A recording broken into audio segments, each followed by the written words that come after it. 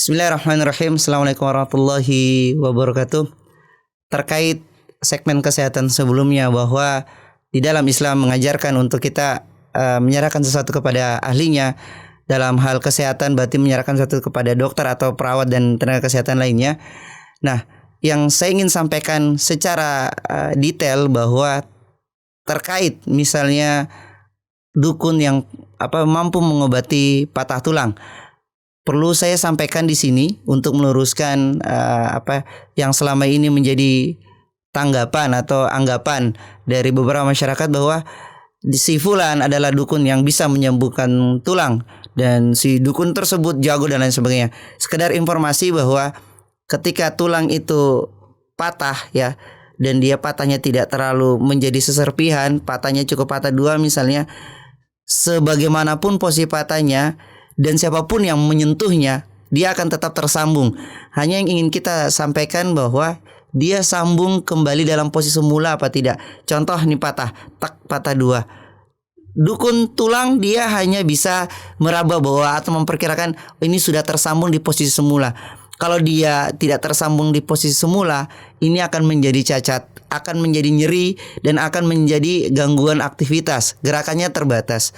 Sedangkan kalau dokter melihat patah itu berdasarkan foto, tidak membayangkan. Kalau dukun kan patah kakinya atau tangannya, tapi matanya melihat ke atas untuk ini begini modelnya. Dia hanya memakai perasaan, menggunakan feelingnya. Sedangkan kalau dokter, kita menggunakan foto atau namanya radiologi. Jadi kita bisa tahu posisi patahnya kemana. Bahkan kita bisa langsung dengan melihat arah patahnya kemana dengan dioperasi, kemudian dibuka, dilihat tulangnya, dikembalikan ke posisi patahannya secara sempurna dan ditahan biasanya oleh plat supaya tulang yang patah tadi tidak bergeser. Nah, kalau dukun, katanya dukun yang bisa menyambungkan tulang, dia hanya berdasarkan feeling atau perasaannya saja. Oh, ini sudah sambung, oh ini tidak. Nanti akan ketahuan tidak atau tersambungnya itu tulang ketika sudah sembuh dan akhirnya menimbulkan cacat. Tulangnya panjang sebelah, akan terjadi pembatasan gerakan, bahkan bisa jadi nyeri sepanjang umurnya setelah posisi tulangnya tidak kembali di posisi semula. Sekali lagi, tidak ada dukun yang bisa menyambungkan tulang. Yang ada adalah bagaimana kita menyambungkan tulang ke posisi patah sebelumnya. Karena kalau tidak disambungkan ke posisi patah sebelumnya, akan menjadi masalah di kemudian hari. Tulang kalau patah akan tersambung dengan sendirinya.